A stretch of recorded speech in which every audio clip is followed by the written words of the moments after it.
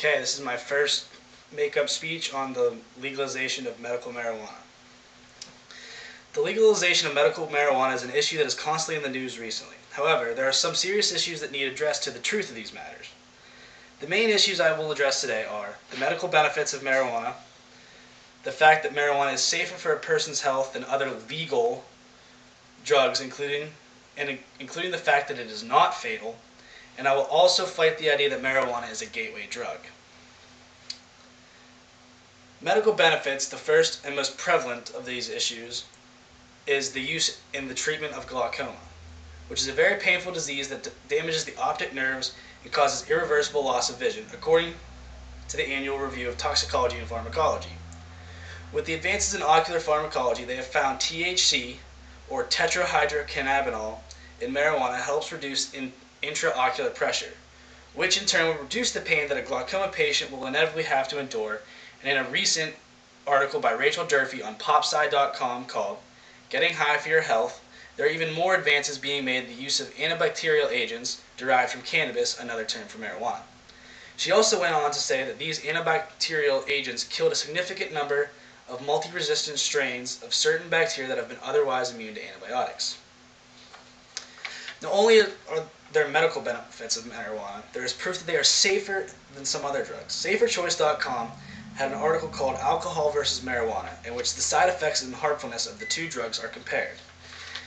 In a rating of most common drugs, nicotine, heroin, cocaine, alcohol, caffeine, and marijuana on a scale of 1 to 6 in the categories of dependence, withdrawal, tolerance, reinforcement, and intoxication, marijuana scored a 1, being the lowest, in dependence, withdrawal, and tolerance, a 2 in reinforcement, and a 3 in intoxication.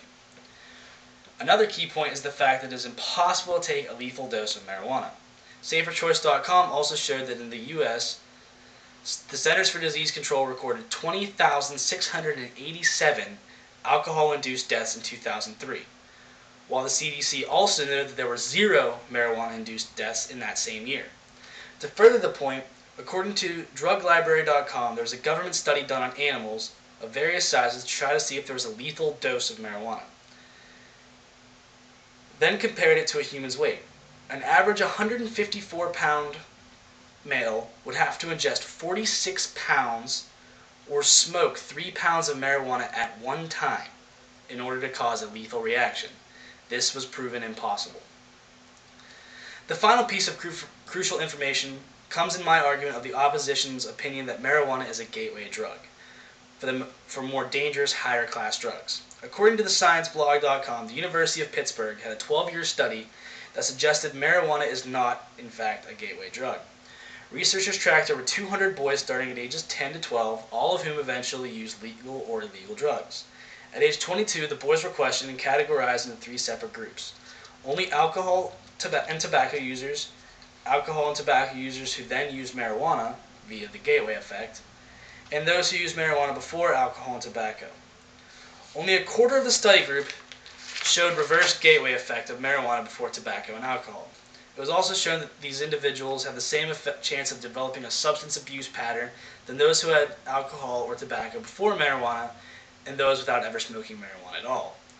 This is a prime example of a slippery slope fallacy, which we all know is when the opposition uses a slight fact and uses it to increase the risk and the danger factor of said item, in this case marijuana's gateway effect ability.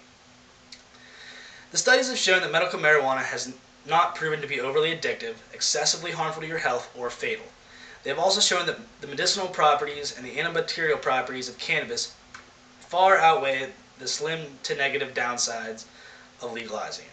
Therefore, it is my desire that these truths be brought into the light about medical marijuana and dispel some of the largest mistruths about a comparatively healthier and safer drug. Thank you.